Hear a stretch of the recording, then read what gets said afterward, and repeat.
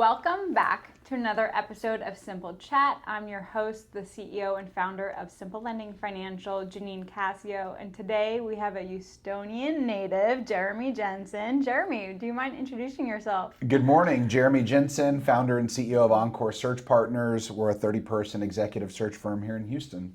Awesome. Mm-hmm. Yeah, I want to definitely dive into what you do because so many companies, they're always trying to hire, scale, find executives. And I think it's important to find a company that, that's what they do. And then you kind of buy back your time. I'm a big CEO that's try and delegate, try and buy back my time and find that middle ground of cost and buying back my time and what that looks like. So can you kind of break down more granular of what your company does? Yeah, I mean, the simplest way, since this is Simple Chat, is professional services firms come to us whenever they want to poach people from their competitors. And so we recruit a lot of producers that have portable books of business. That could be in the wealth management industry, law firms, right, public accounting, sometimes even lending. I'm glad I have you here because I think I need that right now.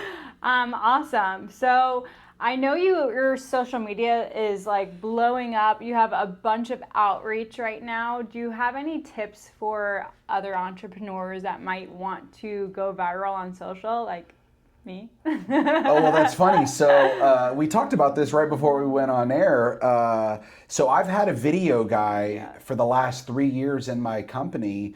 And I think that social media kind of just changed the game to where in order to go viral, you don't need to have hundreds of thousands of followers, right? The content is promoted to the people that actually want to see that type of content. And so whenever you say, what is the secret to going viral and getting new followers, I would say don't go off the script, right? Post real, organic, authentic content, right? Like a real conversation in your studio at your beautiful office here in Tanglewood, right?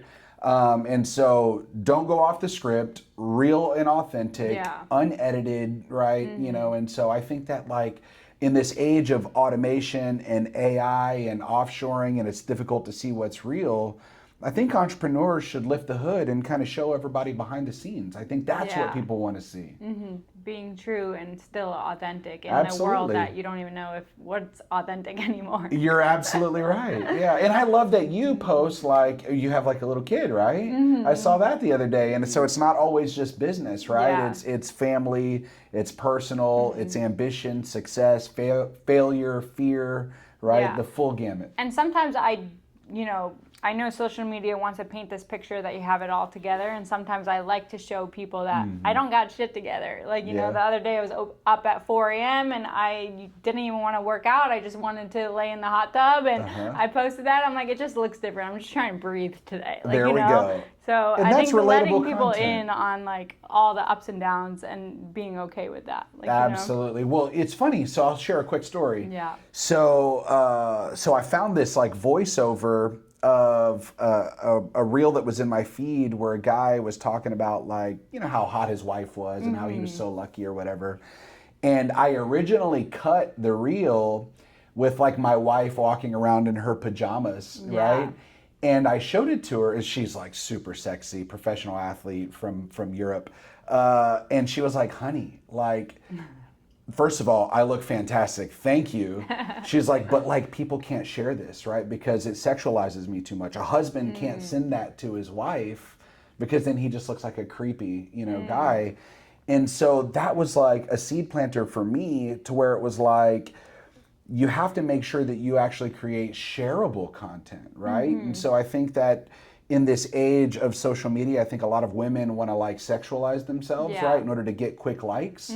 But you have to reverse engineer what is it that you want. Do you want to be perceived as a professional? Do you want to exactly, right? And so you need to be mindful of who's going to see it, what's going to be the narrative that they're going to create, why they're going to save it, why they're going to share it, repost it. And so the short answer is the secret to, I think, getting a lot of views and engagement is the shareable component. Not just me showing off my Ferrari, but, I think a lot of the stuff that is relatable is you in that hot tub being like, fuck, like I'm barely hanging on by a thread. Yeah. Because so many people can relate to that. I love that. And just to kind of dive back into our audience who's young entrepreneurs, I'm really curious of how did you make your first million?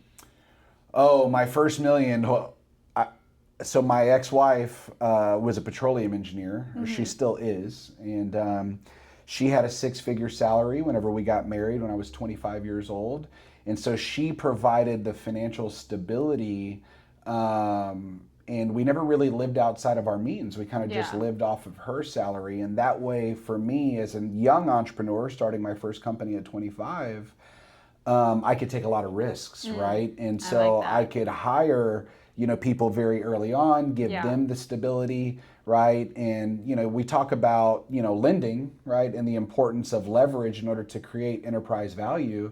I think that's one of the things that I did really well very early on in my business is it wasn't just me being the rainmaker, the marketer, the operations person. I could actually use my leverage, hire people, bought back my time, brought in more business, right? And created a scalable business entity. And I love that you share that because a lot of times people just look at one person and don't realize the support behind the curtain, right? Like the fact that I have a full-time nanny, the fact that I have a fiance that splits my home with me. Like, like without that, taking on all the expense myself and running a company, it's very hard. But I also had my dad give me my first 100K to do my there's so much support that goes in to that person, and everyone just kind of compares.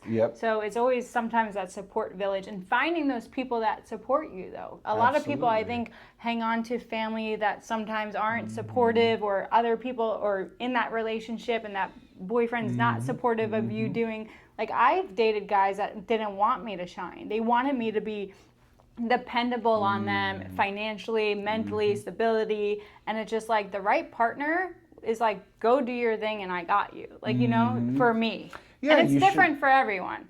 Absolutely. But it is always like the person that is taking a lot of risk as an entrepreneur, I do feel like they feel very supported in other areas of their life. Absolutely. You're absolutely right. And so that first business that I had was a lead generation business. And so you think, what is lead generation way back in 2010?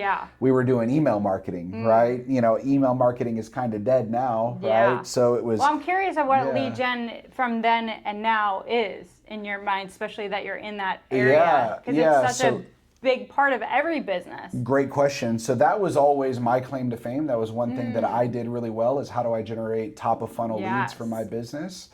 And in the early days, it was cold email, right? And then I really got into content marketing and storytelling on LinkedIn, right?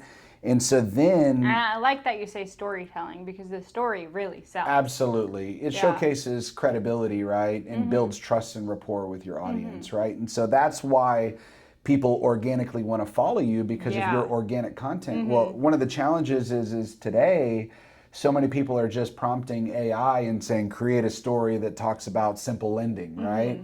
And so I think that LinkedIn has gotten a little bit saturated, right? And it's not as reliable and authentic as it used to be. And we're kind of seeing it in our reply rates that, in the past we had a 28% reply rate. Now it's about 23%, and I can continue to see it go down just because people are like, this is fucking AI generated, right? And so I think that the prospective buyer pool has kind of like changed the way that they make decisions. I think that we no longer are in the lead generation game.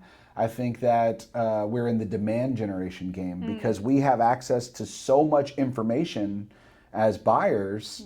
By the time we reach out, we've already decided whether or not we want to buy it. Does that make sense? Right? Like on the old days, whenever you'd walk onto a fucking car lot and you'd be like, I don't know, I think I want a 4-door, I think I want a SUV, I think I want this. Now, you've already read the reviews. You already know what the fair market value is. You already know what the interest rate needs to be, right? To where when you go on, you're ready to fucking buy a car. You know what I'm saying? And so I think that that's the way that we generate leads today. And that's why I think that authentic content creation and storytelling as a business owner is very, very important, because people want to do business with people who they have trust and rapport with, right?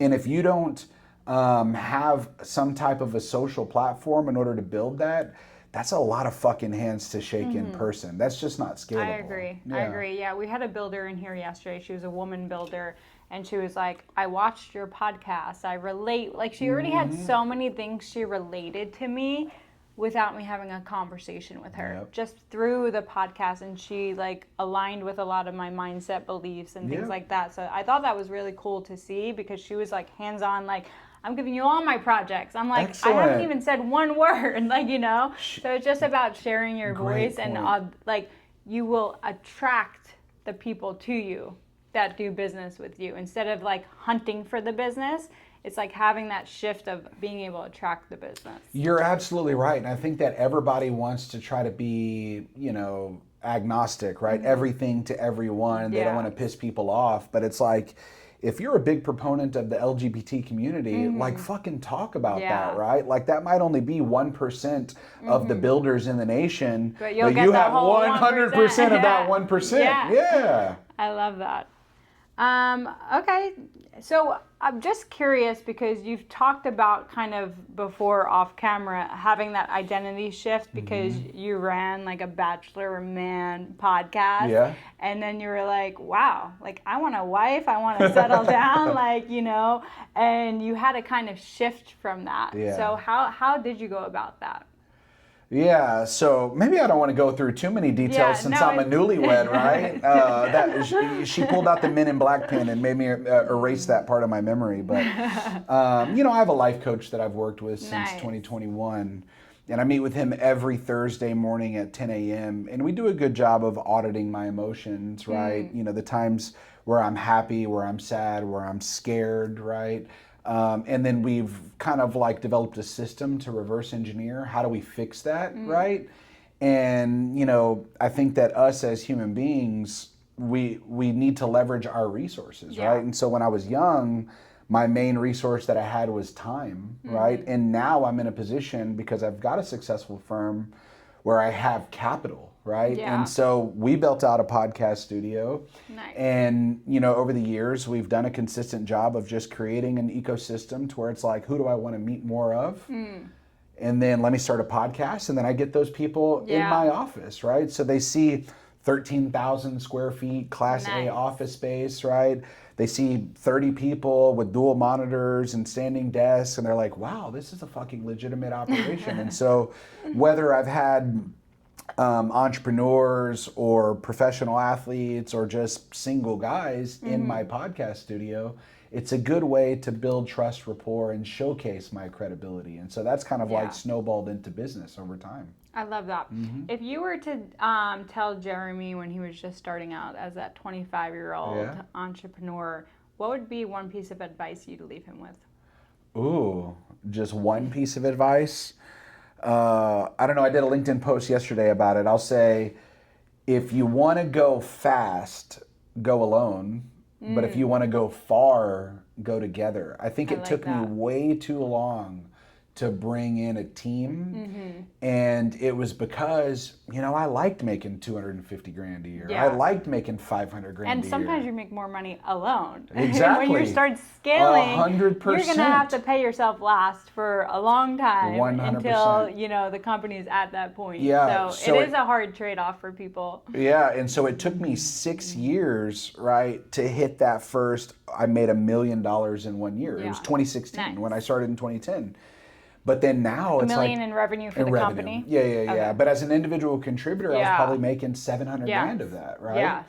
And but with that being said, now we make over $1 million in revenue a month, and it's because we have, you know, a marketing director, we've got operations people, client service, individual contributor rainmakers, we've got people that are running systems and operations, right? And I just brought in an AI systems integrator because that's going to be the most efficient way for us to scale from 13 million Okay, was to that 30. like EOS type thing? That isn't it? What's the AI? You ran EOS? We operate on EOS, in 2017. And then the AI is doing what for that?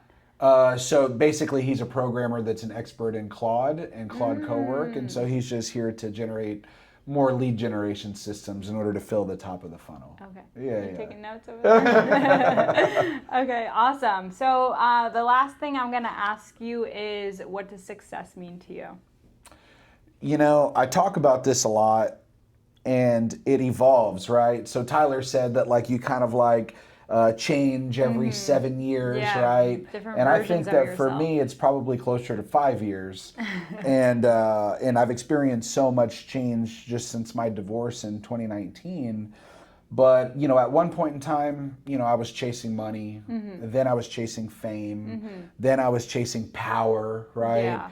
And, you know, to be quite honest, in this season of life as a newlywed, right, I've got 3 boys. They're all in different schools for the first time ever, 9th grade, 6th grade, 5th grade. I will tell you that success to me is if I have the respect and admiration from the people that I love. Yeah, I love right? that. From the people that I love. And I think for so long I was chasing external validation, right? Where I wanted to show off what I had created, and then I realized, like, man, these people's opinions don't even really matter, right? If my kids think I'm a shitbag, right? Yeah. If my wife doesn't trust or respect me, right, then what are we doing it all for? And so I think that it's about becoming the best version of yourself and being proud of the person that you see in the mirror. I think that's what success is. I love that. So debt-free is in your bio. Yeah. Let's talk about that, because that's a little like, you know, here we are lending debt. You're on my podcast. I'm just curious of your mindset around that. Yeah, so it's something that I'm very proud of. I think there's a lot of fake influencers on social media that have rented Lambos and rented houses, the big right? houses. Yeah, and you're not sure who pays for it, daddy, or it's rented. Exactly. And so that's probably something that I'm very proud to put on there. Yeah. Just because, you know, I've hustled and grinded over the last 16 years in order to create a sustainable business, right? You know, to be quite honest, I've always loved single family real estate, right? The last time that I had a mortgage was in 2014. Wow. And, you know, I've been on this generational run over the last 10 years in the capital markets to where we've all just consistently yielded, you know, 11%, 18%, 1 year, 24%, right? And so that's created a lot of financial stability and success. But one of the challenges, Janine, is when you're an ambitious, hungry entrepreneur and you're looking at $12 million in the bank, you get a little lazy. Yeah. You get a little fat and happy. And sometimes I like to fucking take some capital and I like to hide it, right? And so I just bought a gorgeous 9,200 square foot house in Tanglewood for 5.3. And I'm proud to say that I did, right, just do a wire transfer for that, right? And so now that gets the balance sheet down a little bit to where it's like, hey, I need to be fucking locked in, right? Yeah. As an entrepreneur, was there a point in your time that you were leveraging debt? Because a lot of times to grow and scale a business, you do have to leverage. Yeah, so no, it just never really was a part of my growth strategy. And I think that's the reason why it took me 6 years to hit $1 million in revenue. I think if I would have brought in an SBA loan or something like that very early on, I could have accelerated that growth timeline. So it's definitely something I probably should have explored. I think, you know, being raised by a single mom who had me at 16 years old, we were so poor, right? And so I was always just taught like debt is very bad coming out of a Hispanic household, right? But you know, I'm proud to say that like I love being in private lending, right? You know, as an investor, because if I put my money in treasury bills, right now I think it's getting like 4.1%. Yes. But you know, I can work with a firm like yours. I'll use a low number, right? Just, you know, and get an 8% pref, right? And then you guys can lend that out, make your carry on it, and still give capital to a developer that needs to constantly have access to my capital, right? And so it's a great way for me as an investor to get guaranteed returns, right? And so while still being a little bit liquid, right, if I need to deploy that capital in another asset. Yeah, I love it. I have someone coming in today to sign a notary on $200K. So it's just what's, you know, you either have that money sitting in the bank giving you 2 to 3%. I'm not even sure if my savings gives me that. I'm like, I put it all here just because someone's always needing that money. Money is always needed on a daily basis. Absolutely. People can't get it quick enough. Well, I think that it's important for us to align with a partner like yourself that knows how to analyze and underwrite these deals too, right? Because you're not going to just lend $2 million to somebody just because they ask for it and they're willing to pay 14%, right? Yeah, you want to make sure you're protected by the collateral. And so that's the job of me as an individual investor, to do my due diligence and determine whether or not that asset manager is credible enough to be the steward of my capital. And I am. Where can people find your company, work with you, find you on social media? I know we're talking about how great your social media is, so I'm sure they're going to want to follow you. Yeah, so I actually monitor all my social platforms. So if you want to follow the business, LinkedIn is the best resource. Jeremy Jenson, Jenson. I have a little goat emoji next to my name. And then the personal life, if you want to follow my wife and I, it's just at Jeremy Jenson on Instagram. That's the best place. Love it. Thank you for being on this episode of Simple Chat. I appreciate you. Excellent.